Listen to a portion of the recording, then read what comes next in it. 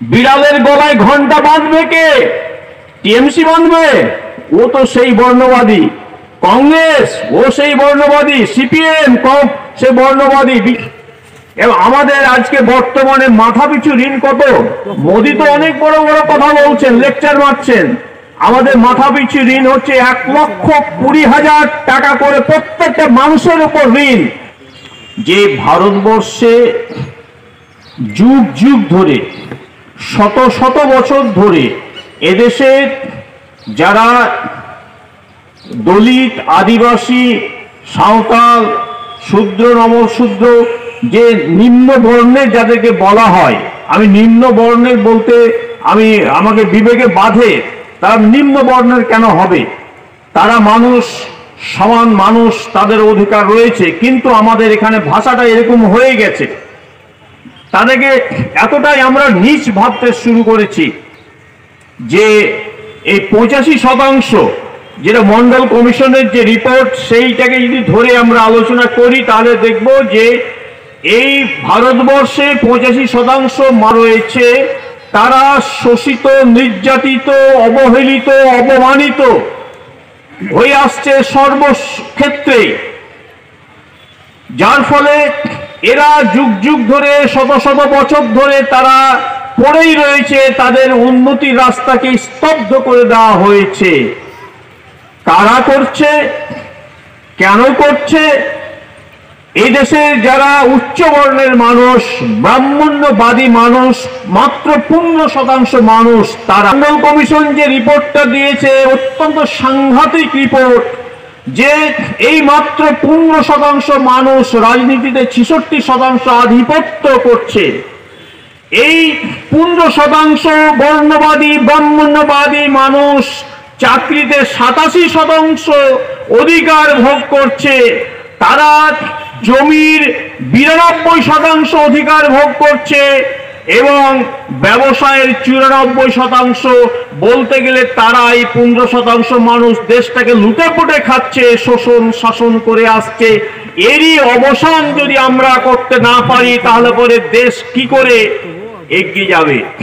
85% মানুষকে পিছিয়ে দিয়ে, বঞ্চিত করে, অপমানিত করে, অবহেলিত করে আমাদের দেশ মহান হবে? খুব বড় করে বলছেন যে আমাদের দেশ পৃথিবীতে গণতন্ত্রের সেরা মহান দেশ, অনেক কিছু হয়েছে। আর পৃথিবীর এতে যদি আমরা হিসেব করে দেখি, প্রায় সব ক্ষেত্রে ভারতবর্ষ পিছিয়ে পড়ছে। শিক্ষা ক্ষেত্রে, স্বাস্থ্য ক্ষেত্রে, অর্থনৈতিক ক্ষেত্রে, দারিদ্র্যের ক্ষেত্রে থেকে শুরু করে যত ক্ষেত্র রয়েছে, ক্ষেত্রে সাংবাদিকতার যে ক্ষেত্র, সেখানে সব ক্ষেত্রে আজকে ভারতবর্ষ লজ্জাজনক জায়গায় পৌঁছে গেছে।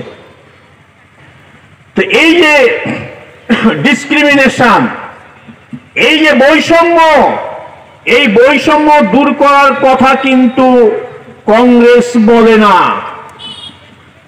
টিএমসি বলে না, সিপিএম পর্যন্ত যারা বামপন্থী তারাও পর্যন্ত বলে না। সিপিএম শ্রেণী সংগ্রামের কথা বলেছে, কিন্তু জাত ব্যবস্থাকে উচ্ছেদের কথা বলেনি, যে কারণে সিপিএম বা কমিউনিস্টরা ব্যর্থ হয়েছে এই ভারতবর্ষে। কোন দল এই যে মন্ডল কমিশনের রিপোর্ট যে 15% এই যে মানুষ তারা লুটপাট করছে, এর বিরুদ্ধে কেউ কোনোদিন বলেনি। মধ্যখানে আর একটা সাংঘাতিক ঘটনা ঘটে গেছে কি, চাকরিতে 87%। আবার কিছুদিন আগে একটা বিল পাস করে নিয়েছে যে উচ্চ বর্ণের মানুষ যারা বঞ্চিত তাদের জন্য 10% সংরক্ষণ, চাকরিতে 10% সংরক্ষণ। 87% ভোগ করছে, তাদের জন্য আবার দরদ কত, আরো 10% তাদের জন্য। আমাদের জন্য কি থাকলো? বাকি ভারতবর্ষের জন্য কি থাকলো? আর এটাকে আমাদের পশ্চিমবঙ্গের বিধানসভায় এটা পাস করিয়ে নেওয়া হয়েছে এবং কোনো দল বাধা দেয়নি। আপনারা কেউ দেখতে পাননি, কেউ বলতে পারবেন না যে এই যে এত অন্যায়, ভারতবর্ষকে যারা শোষণ করছে তারা আরো শোষণের তাদের যে পথ বের করে নিল, এটা কেউ বাধা দেয়নি, বরং তারা এটাকে সাপোর্ট করেছে। আর আপনারা আইরুল ইসলামের বক্তব্যে শুনেছেন যে ভারতবর্ষটা কিভাবে লুটপাট করছে, যে শিল্পপতিদের নামে ব্যাংক থেকে হাজার হাজার কোটি টাকা লোন নিচ্ছে। লোন দেওয়ার ব্যবস্থা পাকাপোক্ত, আপনি যাবেন আপনার জুতোর তলা ক্ষয় হয়ে শেষ হয়ে যাবে। আবার যদি লোন পান তাহলে লোনটাকে দেওয়া আদায় করার জন্য ঘাড়ে গামছা দিয়ে আদায় করবে। আর ওনারা ভদ্রলোক, তার শিল্পপতি, তাদের জন্য ব্যাংক অবাধিত হয়েছে এবং সেখানে গেলে হাজার হাজার কোটি টাকা তারা সেখান থেকে তুলে নিচ্ছে। পরে বলছে যে আমার শিল্প চলছে না, অতএব মাফ করে দেওয়া হোক। না বললেও তো অনেক সময় মাফ করে দেওয়া হচ্ছে, রাইট অফ করে দেওয়া হচ্ছে, না দিতে হবে না এইভাবে। এবং আমাদের এখানকার ব্যাংক থেকে লুটপাট করে বিদেশে পালিয়ে যাচ্ছে। এবং আমাদের আজকে বর্তমানে মাথাপিছু ঋণ কত? মোদি তো অনেক বড় বড় কথা বলছেন, লেকচার মারছেন। আমাদের মাথাপিছু ঋণ হচ্ছে 1,20,000 টাকা করে প্রত্যেকটা মানুষের উপর ঋণ। বিদেশে যে ঋণ করেছে সেই ঋণের পরিমাণ বলছি 1,20,000 টাকা করে। ভাবতে পারেন, আর বলছে দেশে গিয়ে চলছে। এই যে জুয়োচুরি কথাবার্তা, এই যে জুমলাবাজি, এই জুমলাবাজির বিরুদ্ধে আমাদের লড়তে হবে। কিন্তু লড়বেটা কে?